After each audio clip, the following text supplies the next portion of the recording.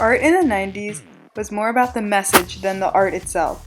New art forms such as video art and installations really took off, but the 1990s was really known for the controversy in the art world. The subject of contemporary art was increasingly more about social issues, and the art itself was often viewed as immoral and controversial. The National Endowment for the Arts, or the NEA, was a government organization that funded several different artists. Many conservatives in Congress spoke out against the NEA for funding artists that portrayed such immoral subjects. As a result, the NEA dropped many artists who decided to continue along their own path, which started the culture wars.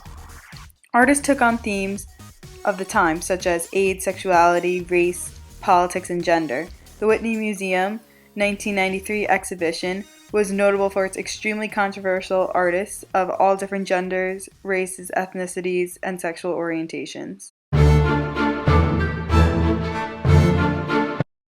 The FBI tonight is looking for two thieves who made off with a motherlode of art treasure from a Boston museum overnight.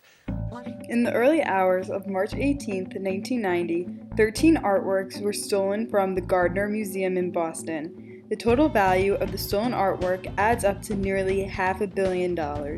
Two burglars, dressed as cops, told the security guard that they got a call, and without hesitation, the security guard let them in. The burglars managed to tie the two security guards up in the basement, and they proceeded to cut the paintings out of the frames. The heist still remains an unsolved mystery. The 13 pieces of art are still missing, and no one has been arrested for the crime. Some people believe that the burglars knew nothing about art by the way that they cut the paintings out, and by the way they skipped over much more valuable paintings. Some people also believe that the security guard had something to do with it. Either way, it was the heist of the century.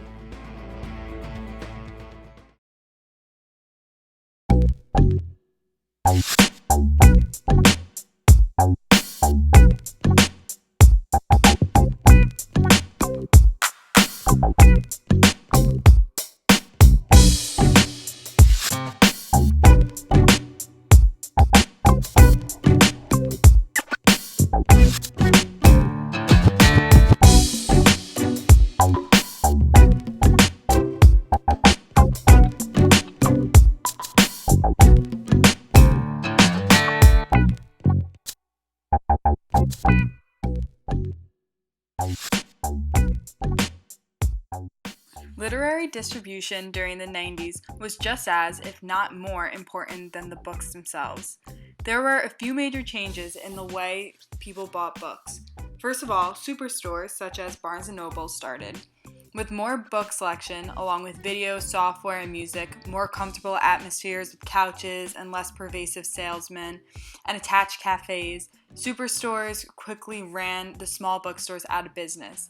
The few that remained began to focus on becoming specialized in certain genres.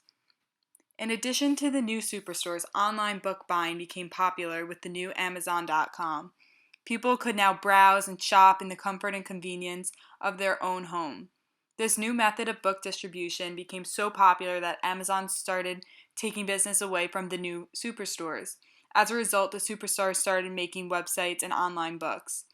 Amazon soon made deals with other distributors and started selling other merchandise in addition to books. By 1999, Amazon was shipping $16 million worth of books and merchandise in a single day. The 90s also saw the beginning of ebooks and e-magazines. Technology wasn't all there yet, but the idea of digitalizing books began. Okay, this is one of my all-time favorite moments I'm having on television right now. You are witnessing it. Mainly because I love books. When I was growing up, books were my friends. When I didn't have friends, I had books. And one of the greatest pleasures I have right now in life is to be reading a really good book. And what we want to do is start a book club here on The Oprah Show. The Oprah Winfrey Show had a significant effect on literature during the 90s. Oprah began the segment of a book club where she would pick her favorite books, talk about them, invite others to talk about them, and sometimes invite the authors themselves. Oprah's show was so popular that whichever book she picked tended to become the next few weeks' bestseller.